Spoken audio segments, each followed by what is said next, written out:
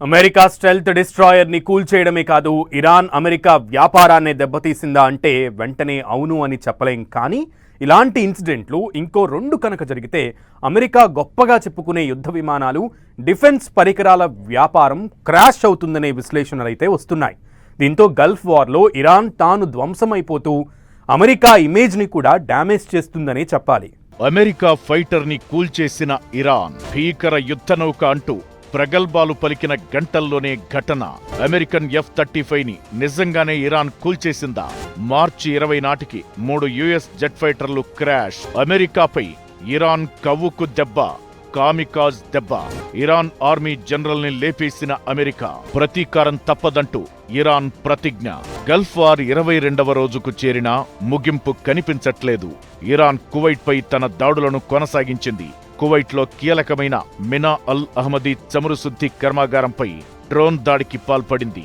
పశ్చిమాసియాలోని అతిపెద్ద ఆయిల్ రిఫైనరీలలో ఈ మినా అల్ అహ్మదీ కూడా ఒకటి. డ్రోన్ దాడి నేపథ్యంలో రిఫైనరీలో భారీగా మంటలు చెలరేగాయి. ఈ రిఫైనరీ నిత్యం 7,30,000 బ్యారెళ్ల చమురును శుద్ధి చేస్తుంది. మరోవైపు ఇజ్రాయెల్ జరిపిన దాడుల్లో ఇస్లామిక్ రెవల్యూషనరీ గాడ్ కార్ప్స్ ప్రతినిధి అలీ మహ్మద్ నైని మరణించారు. ఇరాన్ కూడా దీన్ని నిర్ధారించింది. ఇరాన్ సృష్టిస్తున్న బీభత్సంలో గల్ఫ్ ప్రాంతంలో ఇంధన సరఫరాలు, అంతర్జాతీయ ప్రయాణాలు, భద్రతకు తీవ్ర అంతరాయాలు ఏర్పడుతున్నాయి. ఇది అనేక దేశాల్లో వేలాది మంది ప్రయాణికులను చిక్కుకుపోయేలా చేస్తోంది. ఈ యుద్ధంలో ఇప్పటి వరకు 3,000 మందికి పైగా ప్రాణాలు కోల్పోయారు. వీరిలో ఎక్కువ మంది ఇరాన్లోనే కాగా లెబనాన్, గల్ఫ్ దేశాల్లో కూడా మరణాలు నమోదయ్యాయి. దశాబ్దాల తరువాత తొలిసారిగా గల్ఫ్ ప్రాంతం యుద్ధ ముఖద్వారంలో నిలిచింది. లక్షలాది మంది నిరాశ్రయులయ్యారు. అలానే ఈ యుద్ధంలో అమెరికాకి చెందిన కనీసం 3 జెట్ ఫైటర్లు కూలిపోయాయి. ఒక F-15 ని కువైట్ ఫ్రెండ్లీ ఫైరింగ్ తో కూల్చేయగా మరోటి ఇరాన్ దాడుల్లో కూలినట్లు చెబుతున్నారు. తాజాగా కూలినవి F-35 స్టెల్త్ డిస్ట్రాయర్ కాగా దీని ఖరీదు $82 మిలియన్ కాగా మన కరెన్సీలో 773 కోట్లు.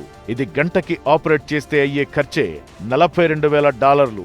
అయితే ఇప్పుడు ఇరాన్ వీటిని తమ కామికాజ్ డ్రోన్లు, ఎయిర్ డిఫెన్స్ సిస్టమ్ సాయంతోనే కూల్చేసింది. ఇందులోంచి పైలట్ సేఫ్ గా బయటకు దిగినట్లు అమెరికా చెబుతుండగా ప్రపంచంలోనే అమెరికన్ స్టెల్త్ డిస్ట్రాయర్ ని కూల్చేయడం ఇదే ఫస్ట్ టైం అని ఇరాన్ ప్రకటించింది.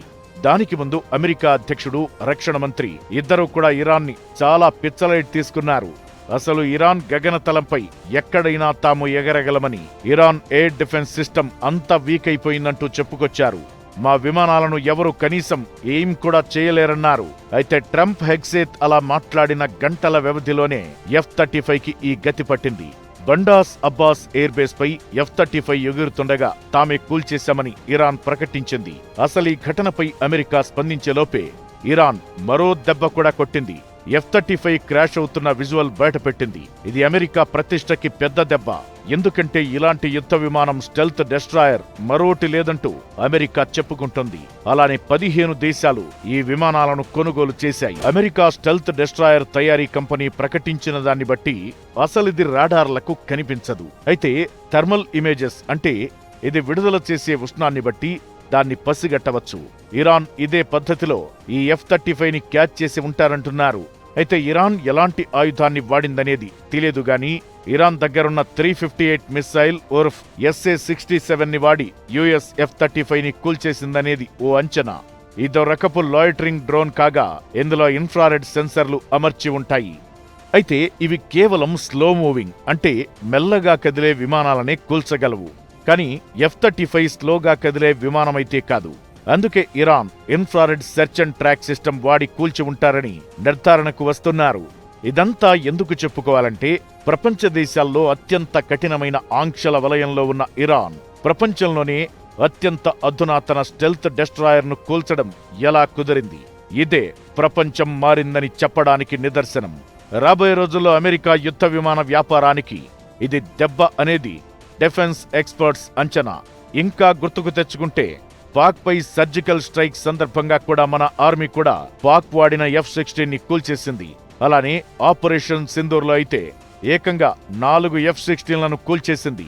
తాజా ఇరాన్ క్లెయిమ్ అమెరికా $2 ట్రిలియన్ ఏర్పాటు చేసిన స్టెల్త్ డిస్ట్రాయర్ ప్రోగ్రాంపై ప్రభావం చూపుతుందనేది ఎక్కువ మంది అభిప్రాయం.